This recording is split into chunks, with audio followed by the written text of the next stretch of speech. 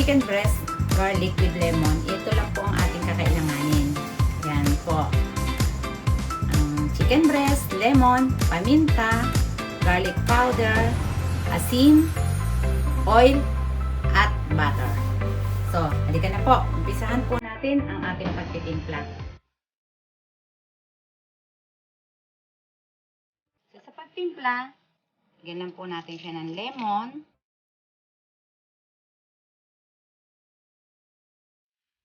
Po ang ginagawa ko sa lemon para makuha ko po lang. Pwede rin po kayong gumamit ng squeezer. Tapos lalagyan po natin siya ng paminta.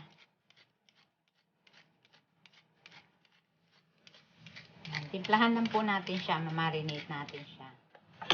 At konting asin at garlic powder. So, ito po yung magpapalasa, yung garlic powder. Depende po sa inyo kung gusto nyo maraming garlic. Ayan po.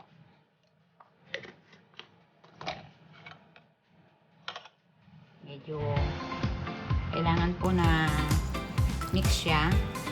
Kaya kakamayin natin siya. Siguraduhin nyo lang pong malinis ang inyong kamay.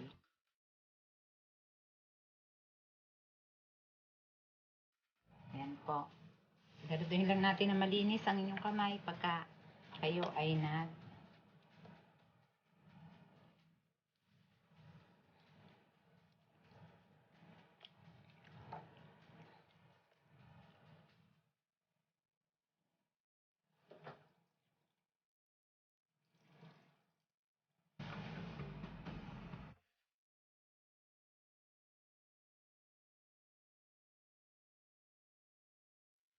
Yan, umpisahan na po natin ang pagluluto. Lagay po natin yung bahagyang mantika.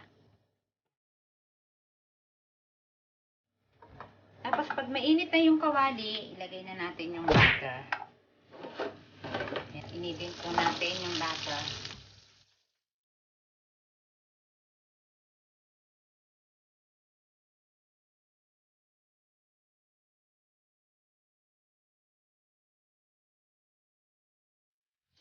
Mainit na po yung butter, pwede na natin ilagay yung ating chicken breast.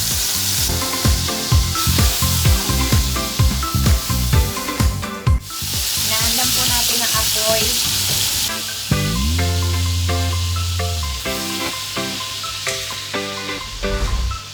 Mga 5 minutes, balik rin po natin siya. A few moments later. Yan po, after 5 minutes, balik rin natin siya. Kabilang side naman. So, another 5 minutes. Balikan po ulit natin siya after 5 minutes. A few inches later. Yan. Pag after 5 minutes, balikan niyo po siya.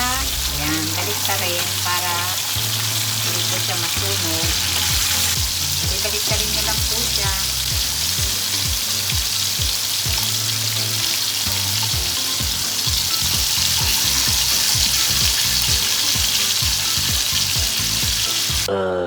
Susunod po natin yung iba pa. Tignan po lang natin siya lagi para hindi masunog. Sa inyo po yan kung gusto nyo na medyo lutong-luto o medyo brown-brown siya. Pwede nyo po siya medyo tostuhin ng konti. Pero dahil sa chicken breast po ito, madali lang siyang maluto. So, ayan na po ang ating chicken breast with lemon and garlic. Tara, kain na po tayo. Hanggang sa muli.